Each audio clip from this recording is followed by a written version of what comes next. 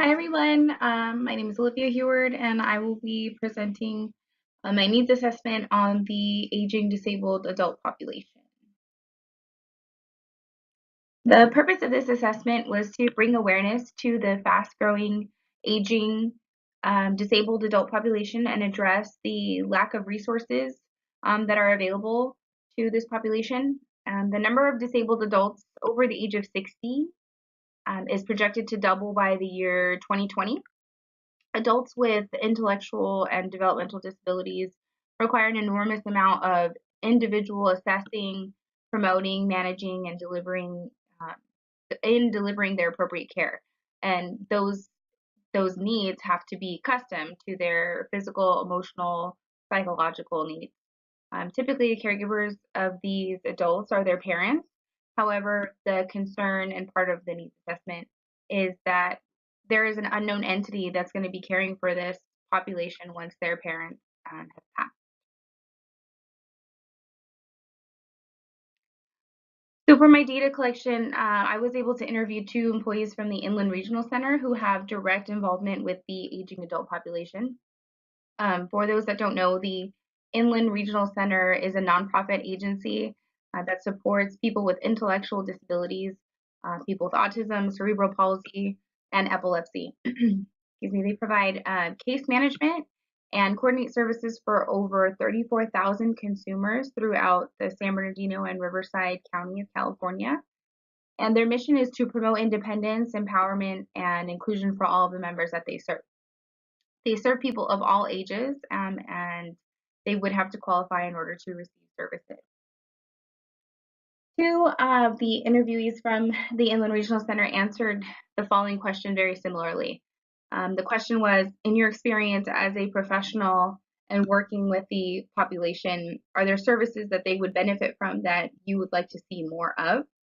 And the answer was training. Training for the other professionals and other agencies that are unfamiliar with the complications of the different syndromes and their levels of independence in this population. So both Riverside County and Inland Regional Center participate in finding placement for our clients, most of which are usually group homes, board and care facilities, um, and these group homes are usually staffed with ill-equipped employees that receive minimal training. There's very few state laws that govern specific training programs for group homes and for the caregivers. So these employers are left to create their own training curriculums, and they're typically short videos, maybe 5-question quizzes. So the level of responsibility that some of these caregivers have, especially when working with adults that have intellectual disabilities, it really supersedes their worth. In the state of California, the average pay for a caregiver is $12.04. And some of these adults that have violent outbursts and complex behavior problems that are unpredictable, this makes the turnover rate for caregiving extremely high.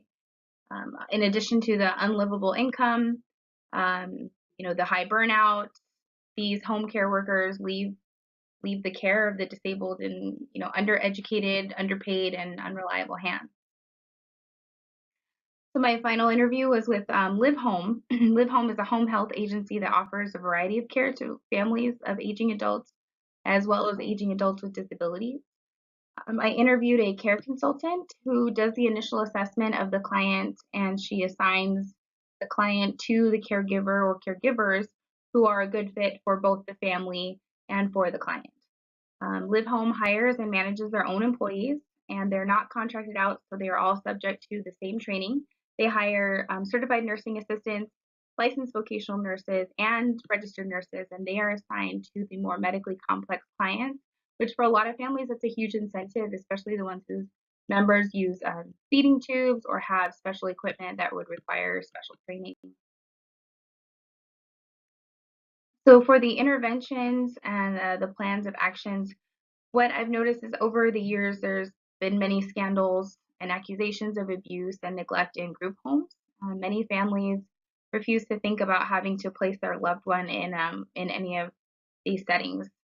There are families who did at one point put faith in a group home and mysterious bruises or unexplained behavior changes, they realize that the best care for these adults really is provided at home for as long as the parents who are the caregivers are alive. At some point, though, their parents will pass, and without proper planning, this vulnerable population is left to fight for themselves, and there really are no homes that are specific to the needs of intellectual and developmentally disabled adults. Again, these needs are their needs and their level of independence does vary greatly, which is why in facilities like a board and care, there's usually a 6-to-1 ratio of client to caregivers, and not, one person cannot maintain 6 people with different behavioral problems, and as well as some clients that end up living in boarding cares also have dementia. So having to take care of someone with dementia as well as intellectual disabilities can be very complicated for the caregiver. So what I propose is a facility that's similar to an assisted living or a skilled nursing facility, where the adults can be in the least restrictive environment for their independence, but that there's also staff who is properly trained to provide supervision and proper medical care. So this is my continuation of an idea for a group home or assisted living apartment style home for adults that have intellectual and developmental disabilities. Staff, staff members would partner with the adults and families and create an individualized, coordinated service plan, which could include physical therapy or occupational therapy.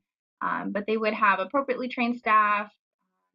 Everything would be tailored to their needs, and they would still have their own independence. Like they would have an apartment style room, but it would be large enough to create a community where they would be safe. I know that the idea is big, and I would have to start small and find appropriate funding that would allow for the location and to be able to provide the service, as well as to be able to provide employees really what they're worth in this setting, to prevent burnout and high turnover rates. It's an incredibly complex project, but I really would like to think that it's not unrealistic. So I'd like to share my findings in the form of a presentation with the interview sites. I think that presenting them with the needs assessment and my pitch for a group home, I would hopefully be able to talk to the right people who could direct me in um, the right direction. I guess who would take an interest in the community organization, of a home. So reflecting back on this experience, I think the key to making this a successful project was the positive interview experiences that I had. All of the interviewees were really knowledgeable, and I was really appreciative of the time that they took to meet with me to share their opinions about the services that each of their agency provides. I was grateful that they shared their honest opinion about where their agency's resources were flourishing, as well as where they personally felt that they were failing. I know that I mentioned this in before and probably in some of my other classes, but my sister is one of these aging adults that someday, sooner than later, I will be taking responsibility for. And doing this needs assessment really made me realize what it is that I can expect in the future for her, for me as her caregiver, and for the resources that are available to families like mine. Overall, the experience has confirmed my want to continue to advocate for this population even more. Thank you.